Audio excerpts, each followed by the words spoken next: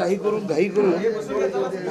राजा घाई करून त्यांनी काय घाई करून त्यांनी 6 वाजेपर्यंत इथे आणायचं सगळं आपल्या याला पोस्टात करू सोलापूरला पोस्टात करू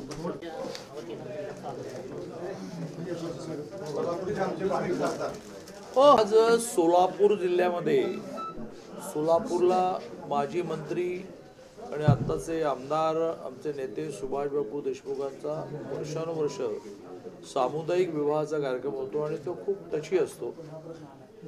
बापू त्या विवाहाला आलेल्या जोडप्यांना विवाहापुरतं मर्यादित न ठेवता नंतरही त्यांची सगळी काळजी बापू करतात. मग त्याला जोडून मी एक पॅटर्न ठरवलेला आहे की केवळ नियोजनच्या बैठकीमध्ये कामं फायनल करण्याच्या बरोबर नाही, प्रत्येक प्रवासामध्ये 2 कामं प्रत्यक्ष पाहायला जाणं, पूर्ण झाली आहेत ना चला पाहायला जाणं. तसं आज 2 कामं पाहायला जाणं, सुभाषबाबूंकडचं सामुदायिक विवाह अशा कार्यक्रमाच्या वेळेला अचानक माझे मेहुणे, माझ्या बायकोचे भाऊ जे लंडनजवळ लेस्टरला सेटल झाले आहेत, दोघे नवरा बायको डॉक्टर आहेत, तर हे मेहुणे माझी सासू आजारी असल्यामुळे अचानक आले आणि मग ते म्हणाले मी कधी पंढरपूरला आलो नाही, म्हणून मग पंढरपूर दर्शन. अदरवाईज परवा कार्तिकीच्या एकादशीला देवेंद्रजींबरोबर अतिशय उत्तम, त्याला मन भरणं म्हणतात तसं दर्शन झाल्यामुळे मी जरी प्रचंड भाविक असलो तरी असा वेळ मी कधी घालवत नाही. पण मग आज बायको तिचा भाऊ अशामुळे दर्शनाला आलो दर्शनाला. तर एकच प्रार्थना, महाराष्ट्रातल्या सगळ्या शेतकरी असू देत, विद्यार्थी असू देत, कामगार असू देत, या सगळ्यांना सुखात ठेव. याचं कारण लवकरात लवकर अशी एक स्टेज आपल्या देशाची आली पाहिजे. 2 वेळेचं खाण्याची मुश्किली नावाचा विषय बऱ्यापैकी संपला आहे, पण बाकी सुविधाही त्यांना मिळायला पाहिजेत. घर त्यांना मिळालं पाहिजे, टॉयलेट त्यांना मिळालं पाहिजे, सगळ्यात महत्त्वाचं मुलांचे शिक्षण नीट झाले पाहिजे, आरोग्य त्यांना मोफत मिळालं, आरोग्य सेवा मोफत मिळाली पाहिजे. असं सर्वांना सुखात ठेवायची प्रार्थना केली.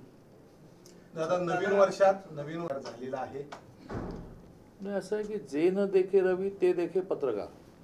त्यामुळे काय होणार आहे हे तुम्हाला आधी कळतं किंवा तुम्ही त्याचे अंदाज व्यक्त करता. तसा मी जे न देखे रवी ते देखे चंद्रकांत पाटील नसल्यामुळे काय होणार आहे माहीत नाही. दादा मंदिरामध्ये आपण जाऊन आलात, हिवाळी अधिवेशनामध्ये मंदिराचा लेखापरीक्षण अहवाल ठेवला होता, त्यामध्ये फक्त लाडूच्या केस आलेले आहेत. काही तिथलं जे भक्त निवास आहे, भक्त निवासाचं टेंडर नाही, तिथं हॉटेल चालवलं जातं, त्याला कुठलीही वर्क ऑर्डर दिलेली नाही. आर्थिक अनेक ठिकाणी घोटाळे झालेले दिसत आहेत. एक चेक 2 वेळा क्लिअर झाल्याचं दाखवलं जात आहे. अनेक कर्मचाऱ्यांना ऍडव्हान्स दिलेले दाखवले जात आहेत, पण ह्याचा एक कुठेही ताळमेळ लेखापरीक्षण अहवालामध्ये दिसतो. लेखापरीक्षण अहवाल सोडा, परंतु एका लक्षवेधीच्या निमित्ताने माझ्या माहितीप्रमाणे लक्षवेधी फेस तेव्हा कोणी केली, बहुतेक देवेंद्रजीने, त्यांनी या सगळ्या चौकशीचा आदेश काढला आहे आणि याची व्यवस्थित चौकशी उच्चस्तरीय अधिकाऱ्याकडे होईल. लेखापरीक्षण अहवाल फक्त पुटअप होतो. त्या व्यतिरिक्त कोण आमदार, मला काय आलं की मी संसदीय कामकाजामध्ये असल्यामुळे दोन्ही सभागृह कोऑर्डिनेट करताना सलग एका सभागृहात मला बसता येते. कोणी लक्षवेधी उपस्थित केलं माहिती आहे, 100% लक्षवेधी उपस्थित झाली. ती भरपूर वेळ चालली आणि त्याला त्यावेळेचे फेस करणारे मंत्री जे कोणी असतील त्यांनी हे उत्तर दिले की आम्ही याची उच्चस्तरीय अधिकाऱ्याकडून चौकशी करणार. सर दादा याची मुदत संपून जाऊन जवळजवळ 3 वर्ष होत आली. काय प्रकारे हीच समिती पुढे का चालू आहे? एवढे आरोप होत आहेत, ते मंदिर दर्शन विकतचे काही एजंट पकडले जात आहेत, सगळा सावळा गोंधळ असताना कर्मचाऱ्याबाबत अनेक तक्रारी असतात, पण एकही कारवाई समितीकडनं होत नाही. आणि आपल्याला सगळं माहितीच आहे की 2019ला कोणाच्याही, तुमच्याही नाही, हे न देखे रवी ते देखे पत्रकार असून तुम्हालाही ते दिसलं नाही की अचानकपणे सरकार गेलं. त्यानंतरचं 33 महिन्याचं सरकार हे प्रत्येक गोष्ट कोविडच्या नावाने, म्हणजे कोविडची भीती होती की नव्हती, परंतु कोविडची भीती असतानाही जनजीवन आपल्याला सुरू ठेवावंच लागलं. तर त्या नावाने त्यांनी अनेक गोष्टी पेंडिंग ठेवल्या. महाराष्ट्रातील सगळी महामंडळं पेंडिंग आहेत. हे सरकार येऊनही 15-16 महिने झाले आहेत, परंतु आपल्याला तेही माहिती आहे की पहिलं सरकार 2 पक्षांचं झालं, मग तिसरा पक्ष आला, त्यामुळे त्याच्यातली सहमती होईल आणि महाराष्ट्रातली सगळीच महामंडळ, विठ्ठल रुक्मिणी देवस्थान समिती सहित सगळं घोषित होईल. सिंधुदुर्ग नाही, माझी माहिती नाही आणि अपुऱ्या माहितीच्या आधारे बोलणं बरोबर होणार नाही. परंतु दरवेळेला अशी काही अर्धी बातमी समोर येते, प्रत्यक्षात खोलात गेल्यानंतर काही वेगळंच सापडतं. तुम्ही मुद्दा उपस्थित केला जाय तर मी त्याची माहिती घेतो. जरांगे पाटलांचं 20 तारखेला मुंबईत आंदोलन आहे, सरकार याबाबत काय कसं फेस करणार? आणि सरकार ह्या सगळ्या गोष्टी अतिशय सतर्कतेने मॉनिटर करत आहे. शेवटी असं आहे ना की आंदोलन करणं हे हा आपल्या देशातल्या लोकशाहीने दिलेला अधिकार आहे. त्यापासून कोणाला थांबवता येणार नाही. ती आंदोलनं शांततेने व्हावीत अशा प्रकारचा प्रयत्न शासनाचा राहील. त्याच्यापूर्वी तोडगा निघेल असे जे सांगितलं होतं 20 तारखेपूर्वी, तशी काही शक्यता आहे शासनाकडून? नाही, प्रत्येक गोष्ट व्हायला एक विशिष्ट वेळ लागतो. मागच्या वेळेला 14 ते 19 माननीय देवेंद्रजी मुख्यमंत्री असताना या सगळ्या प्रक्रियेमध्ये मी इतका इन्व्हॉल्व होतो तेव्हा मला माहिती आहे 1 वर्ष लागलं मागास आयोगाला अहवाल तयार आणि त्यामुळे तो हायकोर्टात टिकला. तो सुप्रीम कोर्टात टिकला नाही याचं कारण आपल्याला माहिती आहे की तो हायकोर्टात इतका प्रभावीपणे मांडता आला नाही. तो काय आता माझा विषय नाही, तर आत्ता मी 4 मुद्दे सांगेन की कसं दुर्लक्ष झालं.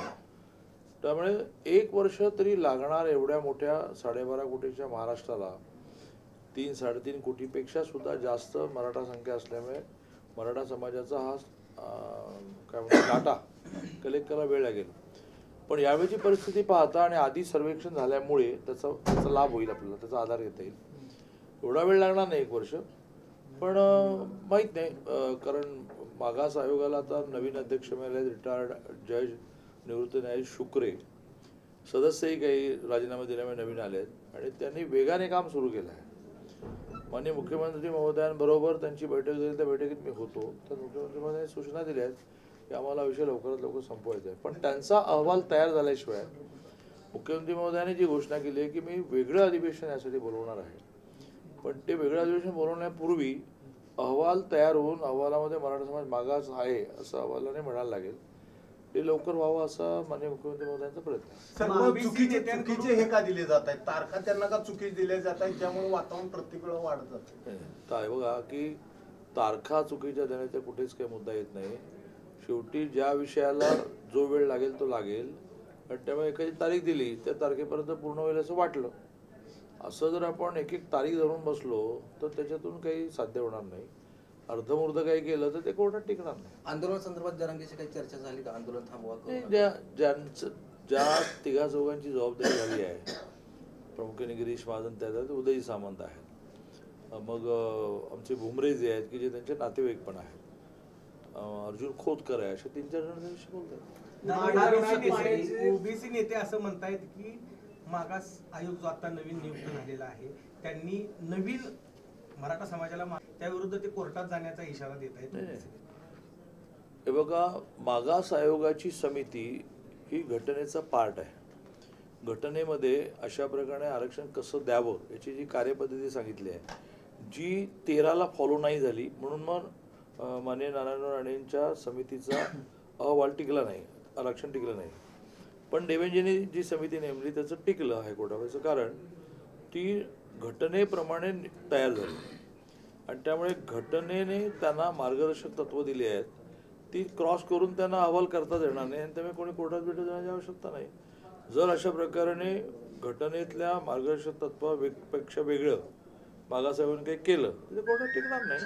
माढा लोकसभेसाठी खासदार निंबाळकरांना ग्रीन सिग्नल दिलाय. प्रदेशाध्यक्ष असताना ते भाजपमध्ये आले, मात्र त्यांचं एक नाराजीचा सूर आहे. तुमचं काय बोलणं झालं का त्याबाबत? नाही, मुळात आमच्याकडे अजूनही कोणाचे उमेदवार नक्की झालेले नाहीत. 3 पक्षांचे 3 नेते, प्रामुख्याने आमच्याकडून माननीय देवेंद्रजी, मग तिकडे एकनाथजी, तिकडे अजितदादा, असे बसून एकदा 48 पैकी कोणती जागा कोण लढणारे ठरेल, मग ज्या जागा ज्याच्या वाट्याला येतील त्याची उमेदवारी ठरवणं सुरू होईल.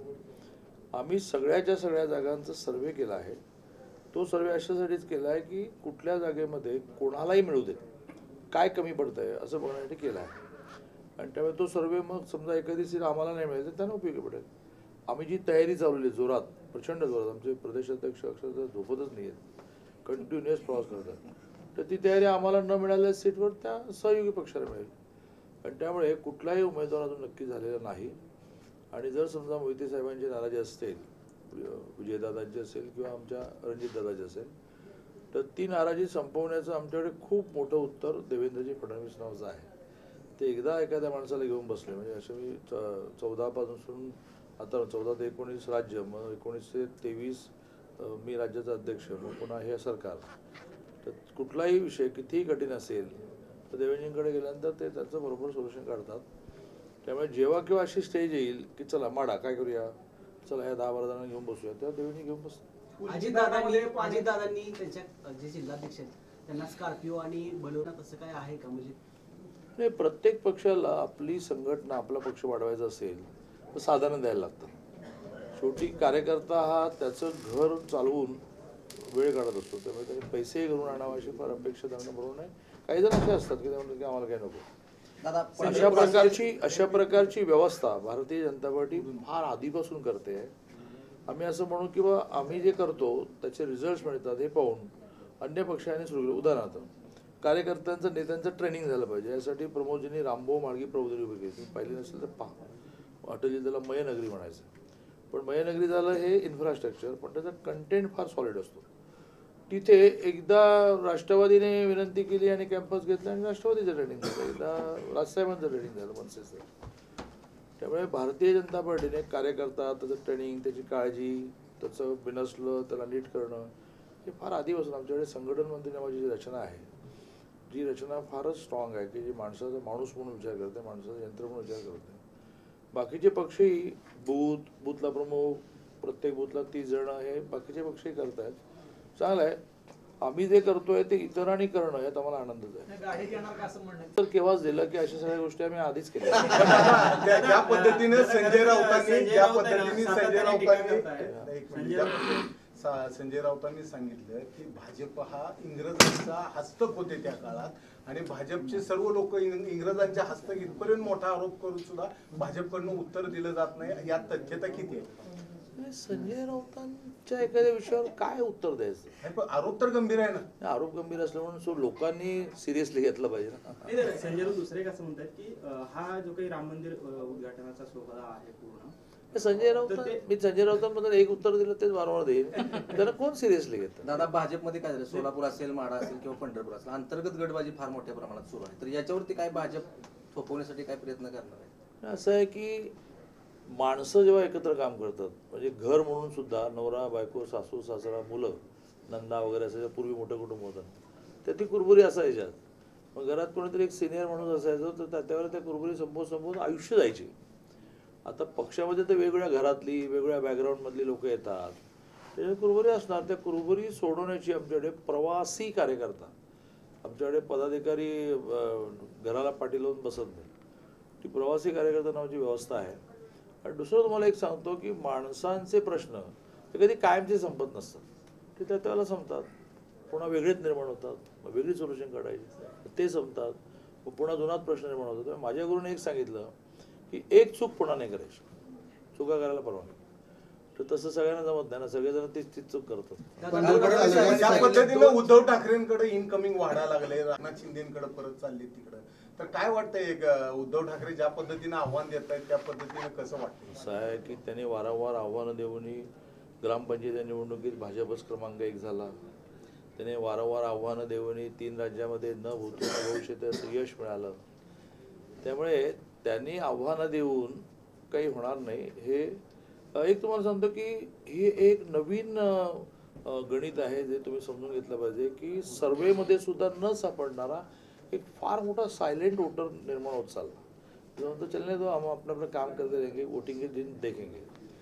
आणि अगदीच प्रिसाइज म्हणायचं झालं तर जाती पाती धर्म अशा भाषाच्या वर उठणारा एक लाभार्थी नावाचा, ज्याला काही ना काही लाभ झाला, असा एक वर्ग मोदींचा भक्त म्हणून निर्माण झाला.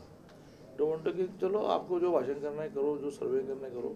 ते मध्य प्रदेशमध्ये दिसलं, ते छत्तीसगडमध्ये दिसलं.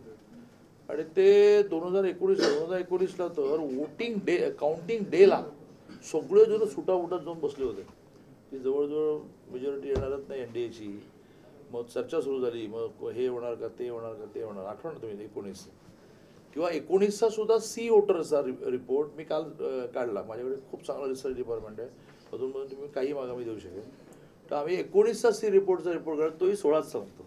मिळाले किती? 41 मिळाले.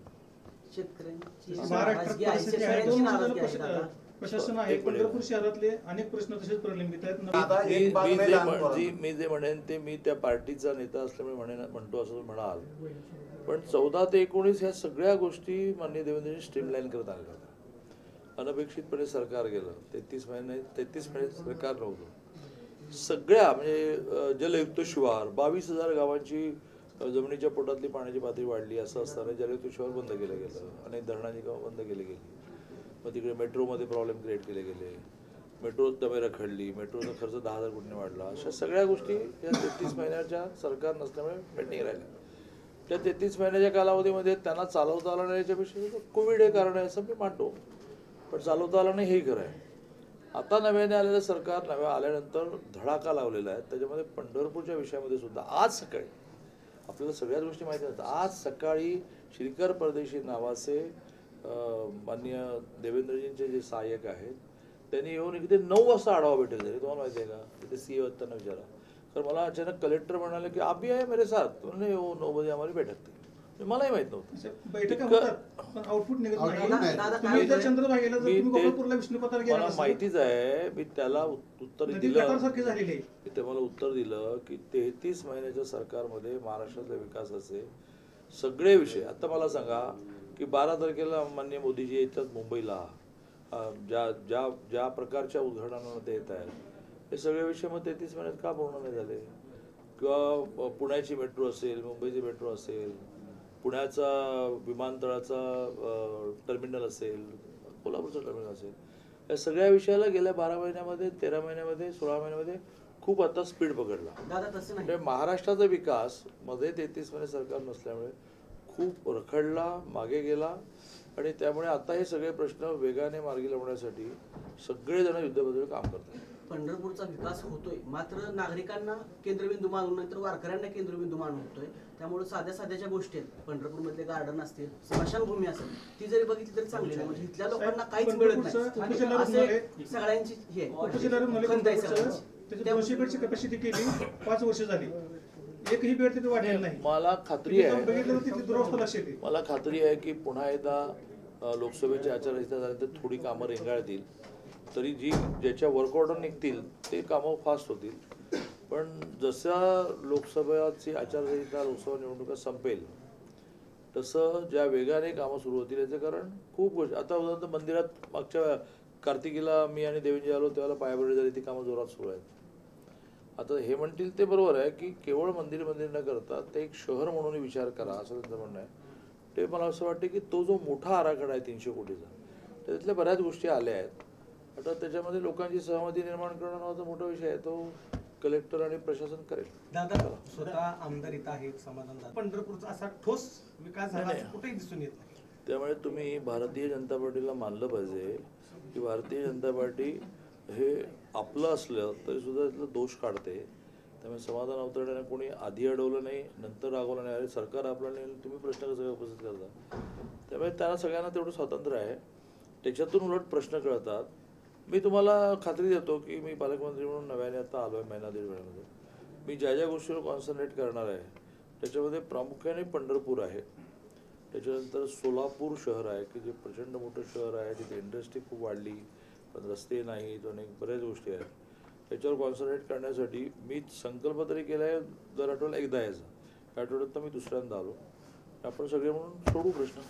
दादा काय लोकसभेच्या राजकारणामध्ये सगळ्या गोष्टी वन फाईन मॉर्निंग असं नाही, म्हणजे ज्या पद्धतीने इंडिया आघाडीतही वाद चालू आहे महाराष्ट्रात. मी काय म्हटलं, राजकारणात सगळ्या गोष्टी वन फाईन मॉर्निंग होत्या. थोडक्यात अरे पुन्हा देत अजितदादांचं आणि देवेंद्रजींच्या आदल्या रात्री तुम्ही इतकी सिनियर पत्रकार तुम्हाला करणार आहे. आणि त्यामुळे राजकारणातल्या गोष्टी फार आधी ठरत नसतात. जवळ जसं लक्ष येईल, लोकसभा जशी जवळ येईल तसं ठरेल. किती जागा अंदाज शेवट काय लोकसभेच्या किती मिळतील? नाही NDAला म्हणजे महाराष्ट्रामध्ये असणारे प्रामुख्याने भारतीय जनता पार्टी, शिवसेना, राष्ट्रवादी आणि असणारे RPI, भारतीय जनता राष्ट्रीय समाज पक्ष, असं सगळे जे आम्ही आहोत, रयत पार्टी आणि स्वर्गीय विनायकराव मेटेंची शिवसंग्राम वगैरे मिळून 45च्या खाली जागा येऊ शकत नाहीत. आणि हे मी हवेतलं बोलतो, हे त्यातच 3 राज्याच्या निकाला आधी म्हणता आलं असतं. 3 राज्याच्या निकालानंतर हे सिद्ध झालं की एक सायलेंट वोटर असा आहे की जो मोदींचा लाभार्थी आहे. मोदींमुळे मला घर मिळालं, मोदींमुळे मला गॅस मिळाला, मोदींमुळे मला टॉयलेट मिळालं, मोदींमुळे मला आरोग्यसेवा मिळालं असं वाटतं. असं मानणारा एक मोदींवर श्रद्धा ठेवणारा वर्ग हा सर्वेमध्ये रिफ्लेक्ट होत नाही, तो आपल्याला महाराष्ट्राच्या लोकसभेमध्ये रिफ्लेक्ट झालेला दिसेल. 45च्या खाली एक जागा मिळाली तर तुमच्या घरी जेवायला येईल. नाही, असं आहे की मी हवेत चालणारा कार्यकर्ता नाही. शेवटी एवढ्या मोठ्या वर्षानुवर्ष काम करणाऱ्या पक्षांच्या 3 जागा तर येतीलच ना. आणि त्या 3 जागा कुठल्या अशा आत्ता आयडेंटिफाय करायचं असेल तर मी आयडेंटिफाय करू शकतो. परंतु आम्ही सर्वे करत असताना असं लक्षात येतं आहे की एवढं तर यश आणि मजा पण येणार नाही ना सगळ्या जागा.